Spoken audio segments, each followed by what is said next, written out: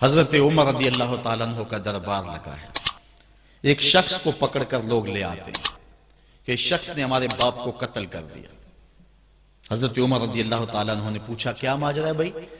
اس نے کہا جی واقعی میں ان کے باپ کا قاتل ہوں، لیکن میں نے قصداً قتل نہیں کیا. ہوا یہ کہ میں ایک مسافر ہوں، جا رہا تھا، راستے کے اندر سبز چراگاہ تھی، میرا اونٹ بھوکا تھا، اس چراگاہ میں داخل ہو گیا. اس کے بوڑھے باپ نے پتھر اٹھایا اور میرے اونٹ کو مارا، اس کی آنکھ نکل گئی. مجھے بڑا غصہ آیا، میں نے وہی پتھر اٹھا کر اس کے باپ کو دے مارا، لیکن وہ ایسے ٹکانے پہ لگا کہ اس کا باپ فوراً فوت ہو گیا. میرا قصد اور ارادہ نہیں تھا، لیکن بہرحال میں اس بات کا اقراری ہوں کہ میں نے اس کے باپ کو قتل کر دیا ہے. آپ جو حکم سنائیں میں اس کو قبول کروں گا، لیکن میں ایک مہلت مانگتا ہوں کہ میرے دوست، میرے بھائی کی کوئی رقم میرے ذمہ ہے، میرے پاس اس نے امانت رکھی ہوئی ہے اور وہ مجھے پتا ہے کہ میں نے کہاں چھپا کے رکھی ہوئی. اگر آپ فیصلہ کر دیتے اور میری گردن کاٹ دی جاتی ہے تو وہ امانت جو میں نے رکھی ہوئی ہے سنبھال کر کے، میرے علاوہ کوئی جانتا بھی نہیں ہے، تو وہ اس تک کون پہنچائے گا؟ اگر آپ مجھے 3 دن کی مہلت دے دیں تو میں جا کر کے اس کی امانت اس کو واپس کر کے پھر واپس آؤں گا، پھر یہ پھندا پھانسی کا میں اپنے گلے میں ڈلوانے کے لیے تیار ہوں گا. حضرت عمر رضی اللہ تعالیٰ عنہ نے فرمایا کہ کوئی شخص تیری ضمانت دے دے تو ہم تجھے چھٹی دینے کے لیے تیار ہیں. اس نے دائیں بائیں دیکھا، پورے مدینے میں اس کا کوئی شناسہ ہی نہیں تھا، واقف ہی نہیں تھا، ایک اجنبی شخص تھا. حضرت ابو ذر غفاری کھڑے ہو گئے، کہا حضرت عمر میں اس کی ضمانت دیتا ہوں. ضمانت دے دی گئی، وہ چلا گیا.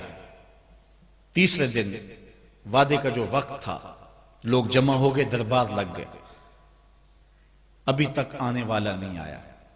لوگوں نے کہا ابو ذر تو نے غلطی کی ہے، ایک اجنبی کی ضمانت دی اور ابھی تک وہ نہیں آیا. اور میاں صاحب فرماتے ہیں ایک بار جو پھائیں اڑ جاندے اور پھر کدی نہ پھنس دینے. ظاہر ہے وہ چلا گیا، واپس تو نہیں پلٹ کے آئے گا، اسے پتا ہے کہ آگے سیدھی سیدھی میری موت ہے، تو تم نے یہ کیا غلطی کی؟ خیر آپ نے فرمایا کہ اگر وہ نہ آیا تو یہ پھانسی کا پھندا میرے گلے میں ڈال لینا، لیکن بہرحال میں نے اس کی ضمانت دی. کچھ عرصہ بیتا کہ دور سے گرد و غبار اڑتا ہوا دکھائی دیا. جب صورت واضح ہوئی تو وہی شخص تھا. حضرت عمر فاروق رضی اللہ تعالیٰ عنہ کے دربار میں کھڑا ہو کہنے لگا حضرت کسی وجہ سے تاخیر سے پہنچا ہوں، معذرت چاہتا ہوں، اب جو حکم ہے پورا کیجیے. حضرت عمر رضی اللہ تعالیٰ عنہ اس کے پھانسی کے احکامات جاری کر چکے تھے. آپ نے فرمایا کہ ابو ذر یہ بتا کہ تو نے اس کی ضمانت کیسے دی جب تو اسے جانتا نہیں تھا؟ تو سن حضرت ابو ذر غفاری نے کیا کہا.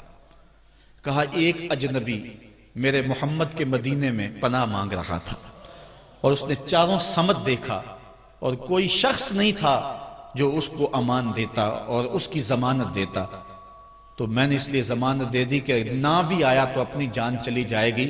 کل کو یہ تو نہیں کہے گا کہ محمد کے مدینے میں کسی نے ضمانت مانگی تھی، پورے شہر میں کوئی ضمانت دینے والا نہیں تھا. اس کو کہا کہ انہوں نے تو ضمانت دے دی، میاں اب تو بتا کہ تو چلا گیا تھا، تجھے جانتا کوئی نہیں تھا، نہ پلٹ کے آتا تو تجھے کوئی پوچھنے والا نہیں تھا، تو نے یہ دوبارہ موت کے منہ میں کیوں اپنا سر رکھا ہے؟